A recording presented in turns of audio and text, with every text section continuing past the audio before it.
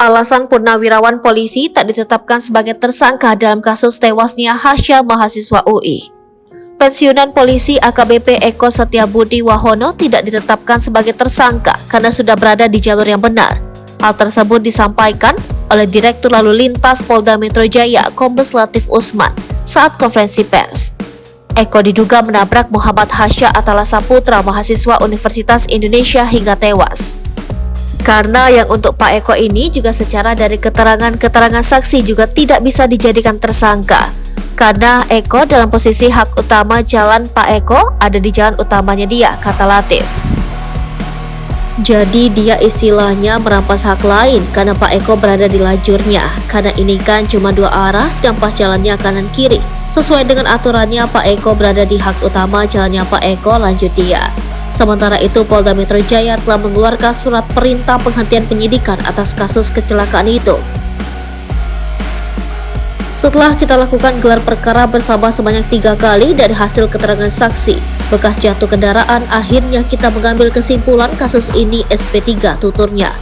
Kecelakaan itu kan diawali dari pelanggaran, maka untuk mengantisipasi adanya pelanggaran tentu lengkapi alat keselamatan. Tentu di luar harus berhati-hati juga lengkapi alat keselamatan, ini yang menjadi utama terkait keselamatan, lanjut dia.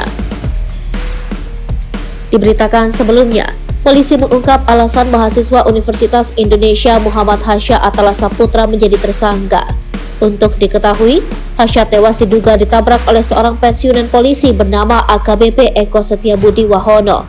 Di Lantas Polda Metro Jaya, Kombes Latif Usman mengatakan, penetapan Hasya sebagai tersangka mesti melihat dari penyebab kecelakaan. Hasya tewas dalam kecelakaan tersebut di kawasan Srengseng Sawah, Jagakarsa, Jakarta Selatan karena kelalaiannya sendiri.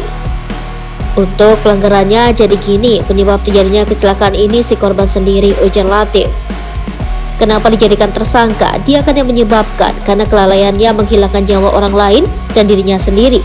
Karena kelalaiannya jadi dia meninggal dunia, sambungnya.